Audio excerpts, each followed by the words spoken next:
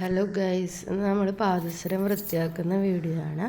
ഇതാണ് നമ്മുടെ ബ്ലാക്കിഷ് ആയിട്ടുള്ള പാദസരം.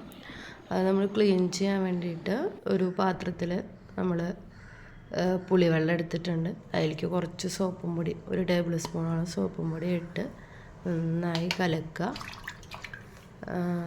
അതിലേക്ക് പാദസരവും കൂടെ ഇട്ട് കൊടുക്കുക.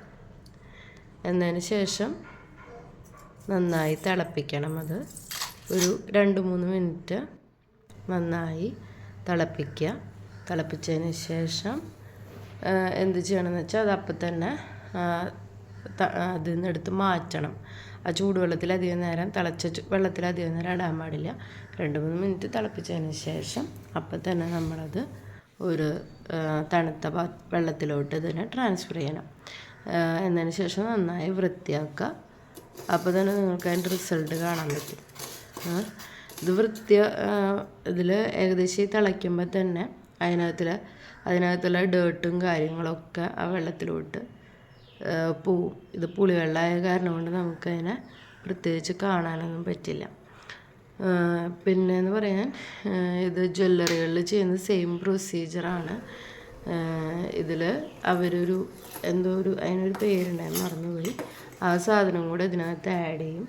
അപ്പോഴാണ് നമുക്കിതിൽ നല്ല അവരുടെ ഇതിൽ കളർ വരുന്നത്. ഇതിൽ നമ്മൾ ഏകദേശം ജ്വല്ലറിയിൽ നിന്ന് ക്ലീൻ ചെയ്ത് കിട്ടണ അത്രയും തന്നെ കളർ കിട്ടും. അതും കൂടെ ആഡ് ചെയ്ത് കഴിഞ്ഞ് കഴിഞ്ഞാൽ നമുക്ക് കറക്റ്റ് പുതിയ പാദസരത്തിൻ്റെ എഫക്റ്റ് ആയിരിക്കും വരിക. ഇതിപ്പോൾ നന്നായി തിളയ്ക്കുന്നുണ്ട് കേട്ടോ. ഒരു 2-3 മിനിറ്റ് ഞാൻ തിളപ്പിച്ചിട്ടുണ്ട്.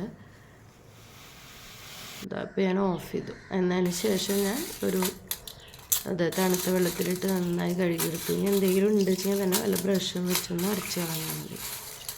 അത്രേ ഉള്ളൂ. വൃത്തിയാക്കി കിട്ടിയിട്ടുണ്ട്. ഇതാണ് ഔട്ട്പുട്ട്. നമുക്ക് നോക്കിക്കഴിഞ്ഞാൽ കാണാൻ പറ്റും, അതിൻ്റെ കളർ നല്ല വ്യത്യാസം വരും. പിന്നെ അത് ഇടുമ്പോൾ തന്നെ നന്നായി ഒന്ന് കഴുകുക.